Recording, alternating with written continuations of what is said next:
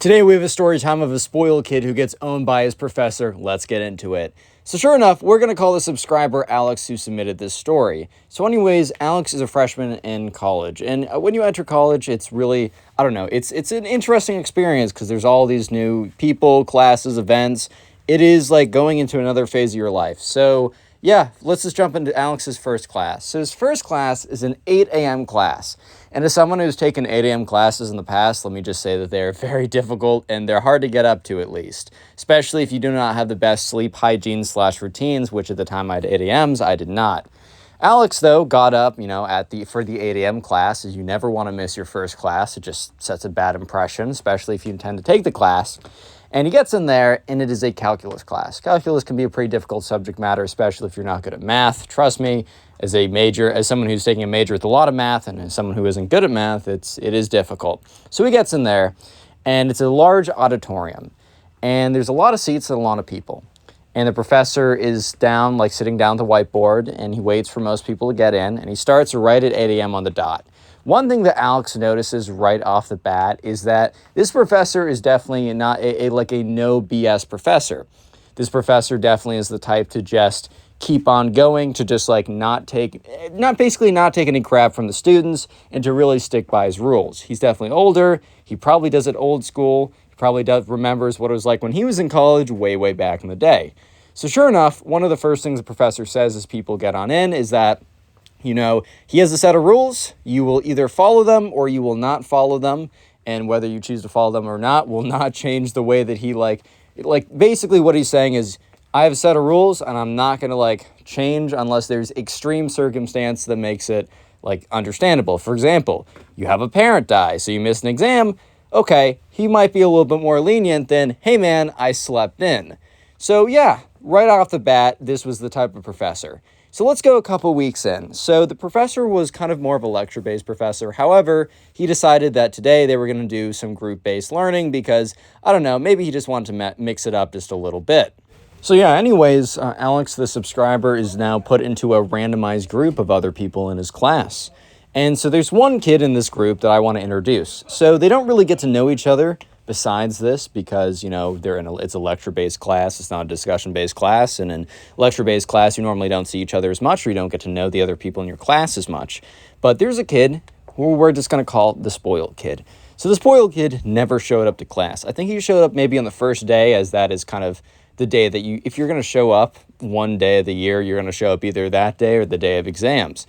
So anyways, this kid never showed up to class, which I've actually known quite a few people that are just genuinely really good at the subject matter. So they just don't show up to lecture, they show up to the exams, and they actually kill the class.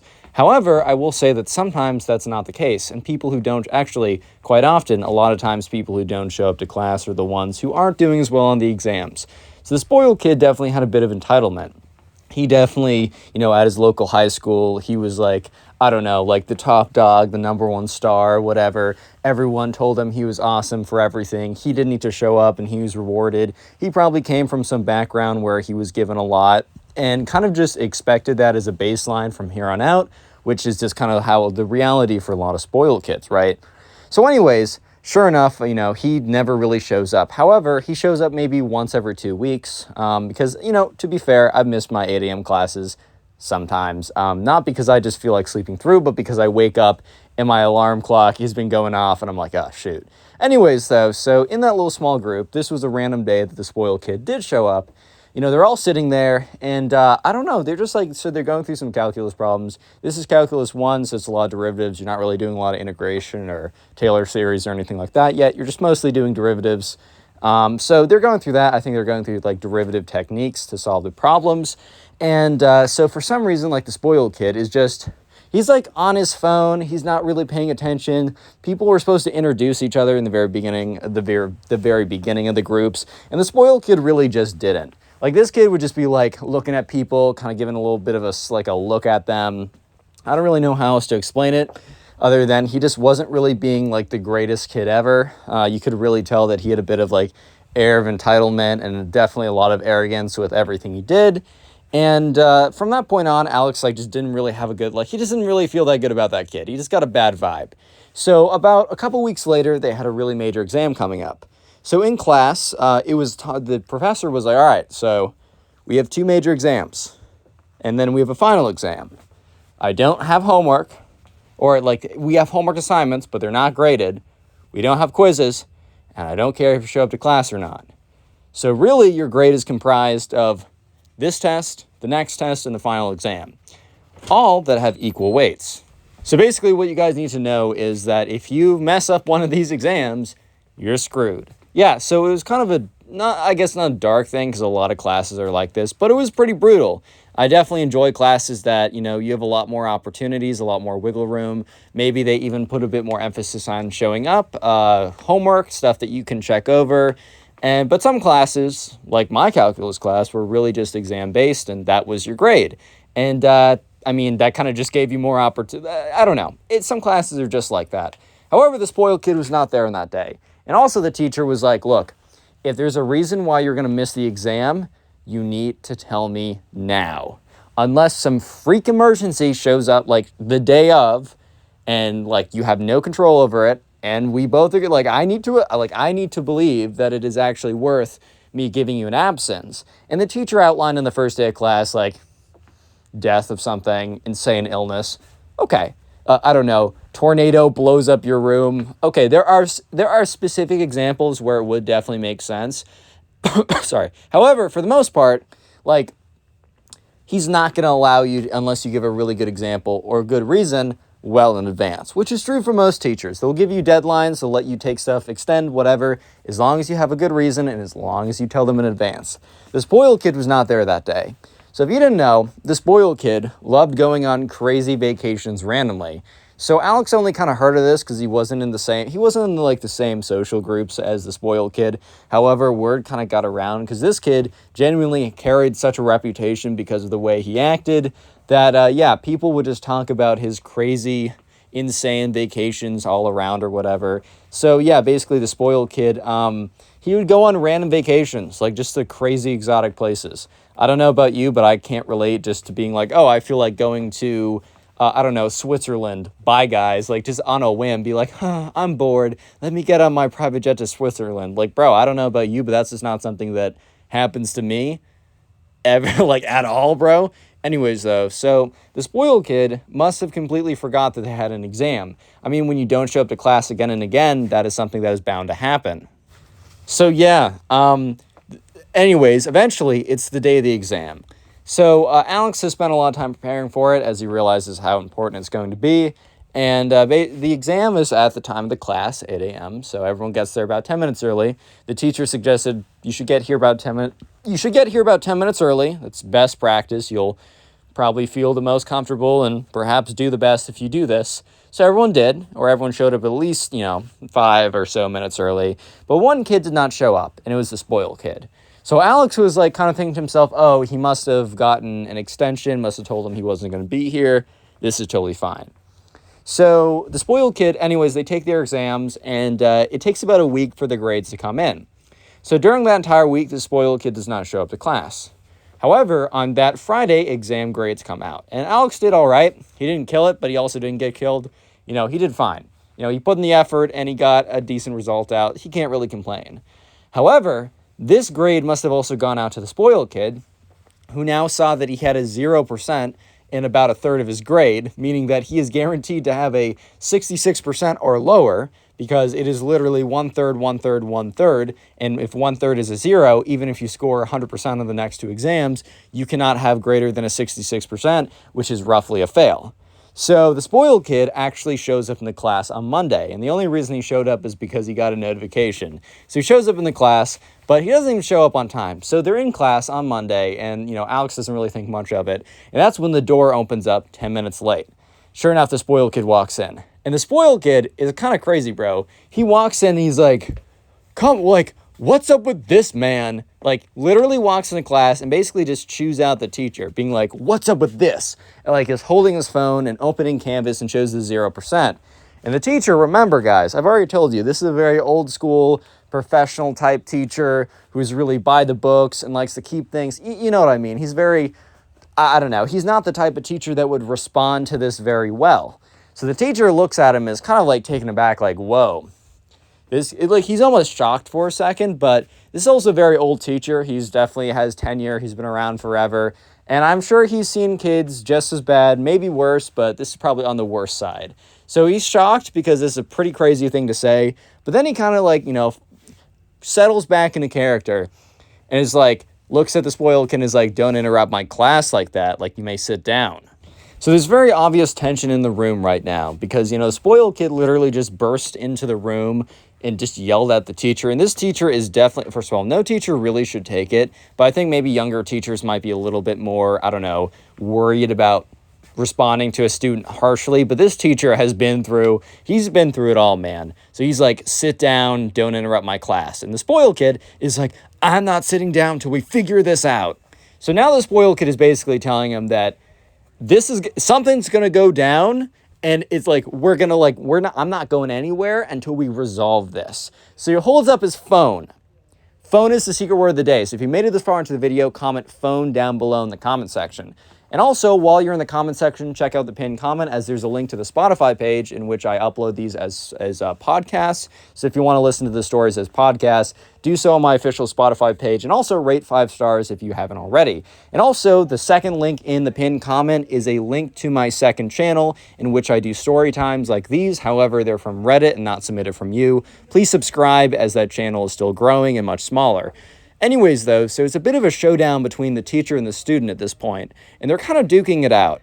So, the student is like, I guess the teacher's like, okay, I do need to address this. I'm telling this kid to sit down, but he's not. And I guess the teacher's thinking like, okay, this is actually a pretty good opportunity to kind of make a point. So the teacher decided to play into the spoiled kid's nonsense. So he's like, yeah, like, what do you want to talk about? And the spoiled kid's like, I have a 66%, I have a 0% in this class, and I just checked Canvas, and is it really true? Is it really true that, I got a 0 on this exam? I didn't know we were having an exam. I demand a retake. And here's the thing. The teacher probably wasn't going to give him a retake, like a redo. However, I can guarantee you that the teacher would have been much, much, much more likely to give him a redo if he didn't show up in the class, barge in, interrupt class, be super disrespectful, and then demand a redo. Maybe if he said, hey, it's a genuine mistake, and is there any way I can do a redo? I'm fine if I lose a lot of points right off the bat. Please, can I take any opportunity? It was a genuine mistake. Not saying that would guarantee it. In fact, I believe with this teacher, by the context that I've received, probably wouldn't even budge at that point. However, you're just better off doing that than doing what he's doing. Bro really thinks that he can demand something and get away with it. As I've said before, standard spoiled kid behavior. So yeah, the whole class is kind of astounded at this point because they're just probably thinking, did this kid really just demand our teacher give him, did he really just demand it? Because they were probably thinking wow, this kid missed his exam. I feel kind of bad. They probably were thinking also oh, maybe he shouldn't be barging in like this, but maybe he's super stressed out and he really, I don't know, trying to give him the benefit of the doubt. But they really couldn't give him the benefit of the doubt after he starts basically demanding a redo. That was probably one of the most entitled and spoiled things I've ever heard. So sure enough, Alex is uncomfortably sitting in his chair because everyone in that room is extremely, extremely uncomfortable because just this weird tension. I honestly think the teacher was almost excited to have this go down because it was an easy smackdown. It was an easy dunk, and it was a very, very public dunk. The teacher now had an opportunity to smack down this kid and point it and basically prove a point in front of everybody, right? So the teacher's like, you missed an exam. One exam is a third of your grade. You missed an exam, so you got a 0. Yeah, so basically the teacher goes on to say that, looks at, the spoiled kid and kind of questions him, I don't know why you're still taking this class. I would suggest you drop it at this point. Because he goes on to say that, or kind of remind the spoiled kid in front of everyone. Remember, this is in front of everyone, which is why I think the teacher is kind of enjoying this, that since he missed the class and since he didn't give him a reason for it, that he was going to, get a 0 on a third of his grade, which means that he cannot do better than a fail in this class. And the spoiled kid starts yelling back, you can't do this. Us students have rights. You can't do this to us. That's unfair and unjust treatment. And the teacher's like, well, if you actually showed up to class, you'd realize that I have a very lenient policy when it comes to making up tests. However, I'm only lenient if you inform me ahead of time. And the spoiled kid's like, you never told us that. And the teacher's like, well, actually, I did. If you showed up to class, which is highly encouraged because of the information that you would miss, you would have known that. And the spoiled kid's like, well, I wasn't even in this. I was gone. I was out in France. I couldn't be here. How could I take an exam while I'm in France? And the teacher's like, does that sound like my concern? Does that sound like my problem? And that's when the whole class is like, oh, damn, bro. Teacher's actually going in, bro. That guy's kind of crazy. Yeah, so it starts to get a little heated as the spoiled kid's like, he kind of like admits a little bit like, oh my God, my parents are going to kill me. Yeah, so basically the spoiled kid is like, no, like you need to change the grade right away. And like, I need to take calculus because basically they had like a business track program. It wasn't like an entire school, but they had a business track, but you had to like have a prerequisite to start the business track. So basically business track students had to take had to take calculus first semester. And they also had to take one other class. I think it was like Econ 101 or something like that. And if you didn't take it first semester, you couldn't start the business track. You could do a bunch of other things. You could be an econ major. You could do a lot of other stuff like that. But you needed to have calc in the first semester if you wanted to be in the business school. So that was probably one of the bigger reasons why this kid was so freaking out. I bet it's a situation where his dad was like really pushing for him to be in the business program. And if you did not take calculus, which if you drop out or you fail, that's the equivalent of just not taking the class to the school. So if you didn't take it in the first semester, you just couldn't be in the business program. Sure, you could have like econ program or math program or some kind of like adjacent program that would literally get you probably the same jobs and might even be a better degree for what you're doing. But this kid was really focused on the business program. And so this kid, the spoiled kid, was starting to have like literally started to tear up in the middle of class. And he started screaming at the professor like, if you don't give me, like, if you don't let me retake the exam, like, I'm going to have the full force of the law, like, go after you. I'm going to have my father and his company sue you. You don't even know do you know who my father is? Like, he has a law firm. He'll send every lawyer that he has against you. You'll be in litigation for years and have to spend all of your measly teacher salary. And remember, everyone is just watching this. And a few kids actually take out their phones and start recording this. And so anyways, the calc teacher is like, all right, bring it on then. Because the calc teacher, even though he knows, like, he doesn't want to get in a court case, but he also is kind of assuming that this kid is most likely bluffing, because if his dad actually did anything important, he would know that this would be a dead case from the start. And so what ended up happening was the spoiled kid, yeah, he failed the class and he dropped out and he couldn't be in the business program. But not only that, because yeah, he wasn't able to threaten the calc teacher into giving him a redo, which is kind of just what I'd assume would be expected. But here's the thing. It actually continues, and it actually gets worse for the spoiled kid, kind of proving that karma is actually real. Basically, this kid, like the video of this kid screaming at the professor that, like, he's going to, like, sue him if he doesn't give him the free stuff or whatever, basically saying, my daddy's going to sue you or whatever. That video goes viral internally. It's not, like, a million viewed video on the internet, but, like, people share it like wildfire. So, like, you know, all the, like, the messaging apps for that school are sharing links to it. And he basically becomes known as the daddy will sue you kid. So he actually had a pretty decent reputation before. Like, people kind of thought he was a D-bag a little bit, but they were like, oh, he's kind of cool and like an outsider, whatever. But now everyone's like, oh, it's daddy will sue you kid. Lol.